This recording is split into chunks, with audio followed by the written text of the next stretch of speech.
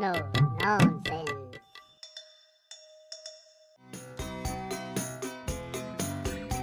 આવું વચ્ચે જાણી જ્યારે મેં ડુંગળી વાવી, જાણે ડુંગળી કરશે ખેડૂતને ન્યાલ રે. મોંઘા લીધા બી ખાતર પણ નાખ્યા જી, જાણે ડુંગળી કરશે ખેડૂતને ન્યાલ રે. ટાણે કરી લણણી પણ ખેલ કરી ગઈ મંડળી, મારી ડુંગળી નું હવે શું થશે રામ રે.